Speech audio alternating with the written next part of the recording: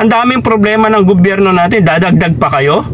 Mas uunahin patulungan yung gobyerno, yung mga tao, yung mga kasambahay na inapi ng mga amo, inahasa, inabuso, hindi pinakain, walang sahod, delay, di ba? Yan yung ang priority ng gobyerno. Yan yung priority na tulungan, hindi yung mga pasaway. Mga pasaway na OFW. Dapat kayo ang kukulong, yung mga gumagamit ng mga pulburon.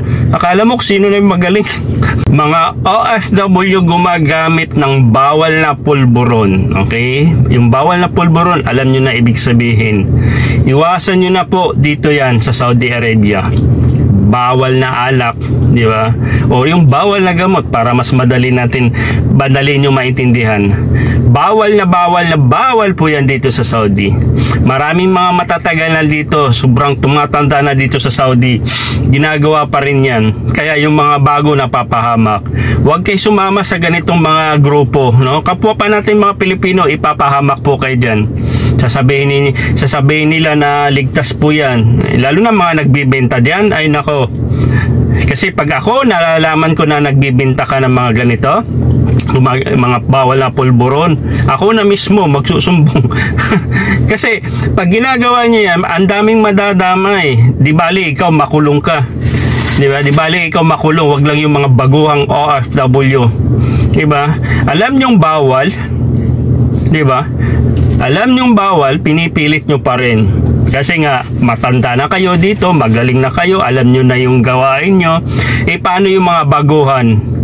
Okay, paano yung mga baguhan nating OFW na dadamay sa kalukuhan nyo? Bawal yan, mga bawal na gamot, bawal pulburon.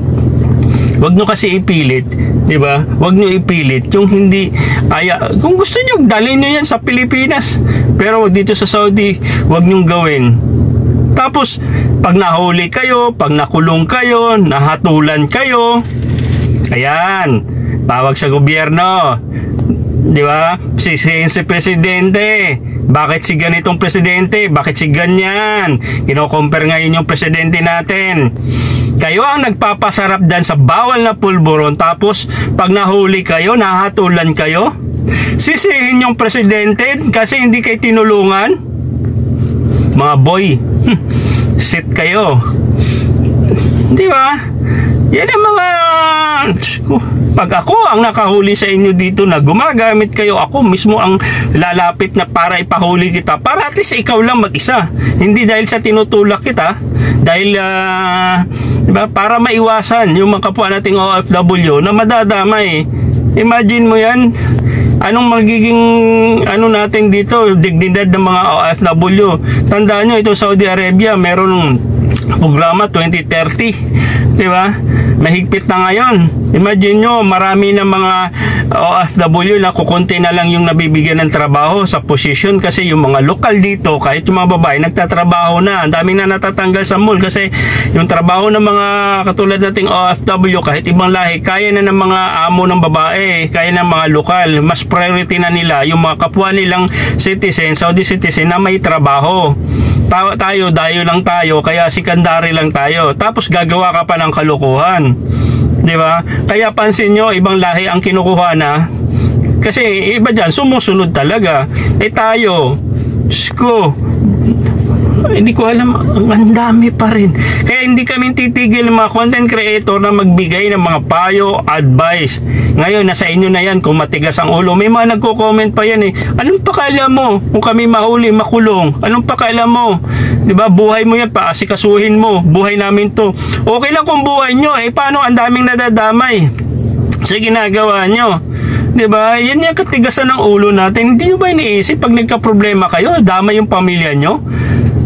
Isipin nyo kasi, kung matanda na kayo dito, dapat kayo yung unang mangangaral sa mga baguhang OFW. Hindi kayo mismo yung nauuna gumagawa ng kalukuhan. Tumanda nga kayo na wala namang katandaan. Alam nyo bawal, di ba? Hindi nyo ba alam, dito sa Saudi may siyam na Pilipino na naman nakapila. Di ba? Mamaya susunod na naman doon sa kababayan natin na binitay. Di ba? Ikaw ba yun? Susunod ka na naman? Hindi ba kayo nadala sa ganun? Hindi ba kayo nanonood ng mga balita? Paano nanonood ng balita? Ang ginagawa, wala na. Hit dito, hit doon.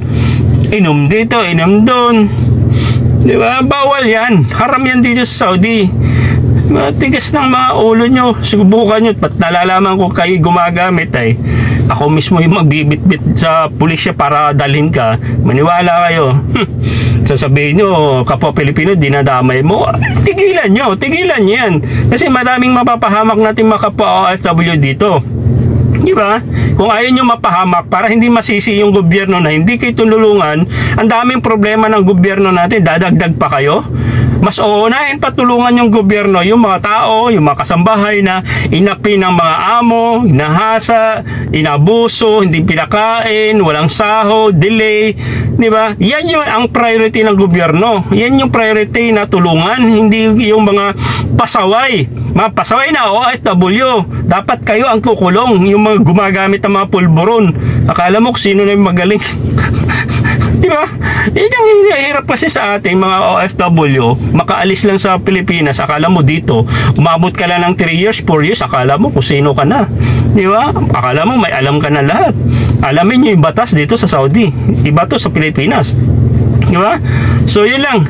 Kung nagustuhan mo yung mga ganitong content about sa OFW, ayan, i-follow nyo po, subscribe nyo po yung aking YouTube channel, OFW Pinoy TV. Pero kung pasaway ka, matigas sa ulo, gumagamit ka ng pulburon, huwag mo i-subscribe to. Ayoko ng ganong kapwa OFW.